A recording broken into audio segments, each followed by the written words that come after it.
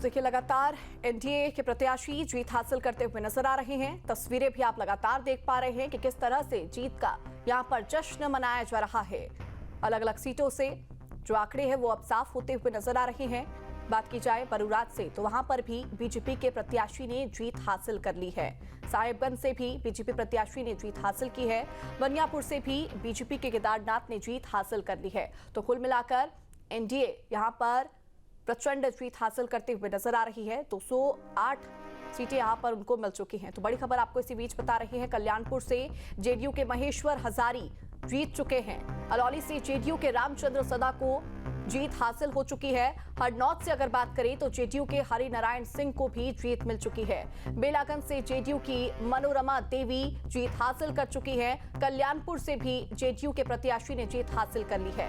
अलौली से जेडीयू के रामचंद्र सदा को 35,000 वोटों से ज्यादा से यहां पर जीत हासिल हो पाई है। हरनौत में भी जेडीयू प्रत्याशी ने जीत हासिल कर ली है।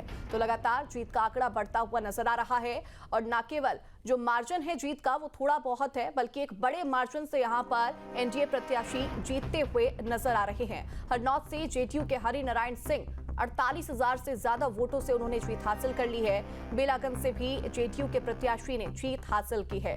तो कुल मिलाकर जो एनडीए का आंकड़ा है अब वो 209 के करीब पहुंच चुका है और इसी के साथ ही बिहार में एक बार फिर से जनता ने क्लियर कर दिया है कि एनडीए की सरकार उनको चाहिए। और जिस तरह से पूरे प्रचार के दौरान भी देख पा रहे थे, तमाम जनसभाएं जो हो रही थी उसमें जनता भी बड़ी संख्या में पहुंच रही थी, जिससे उस वक्त भी लग रहा था कि कुछ इस बार जो मामला है, जो पूरी रणभूमि है, वो दोनों की तरफ टक्कर की नजर आएगी। लेकिन अब जब एग्जिट पोल की तस्वीरें सामने आई थी तब भी एनडीए के पास बहुमत का आंकड़ा नजर आ रहा था और अब जब तस्वीरें क्लियर हो रही हैं तब भी एनडीए के पास बहुमत मिल चुकी है और तस्वीरें भी यहां पर साफ होती हुई नजर आ रही हैं। दूसरी और तस्वीरें आप देख पा रहे हैं जहां मिठाइयां खिलाई जा रही हैं, जीत का जश्न मनाया जा रहा है, क्योंकि यहां पर एनडीए के पास 209 सीटें हो चुकी हैं।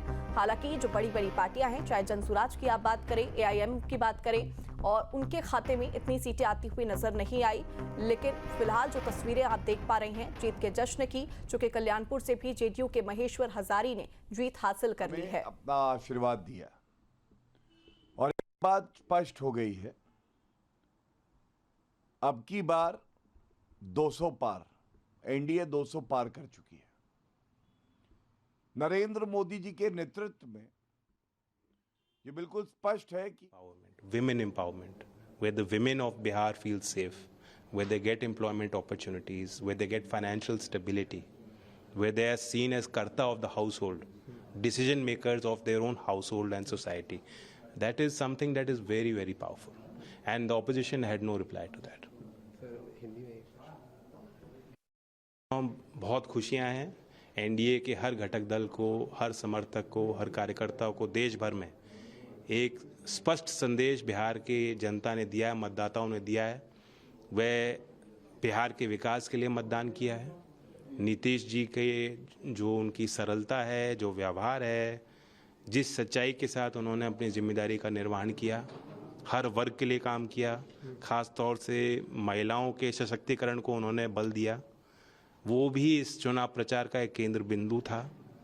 और सुशासन, जो बिहार की जनता ने बताया है इस चुनाव के मतदान में कि वापस वो मुड़ के नहीं पीछे देखना चाहते, वो आगे बढ़ना चाहते हैं।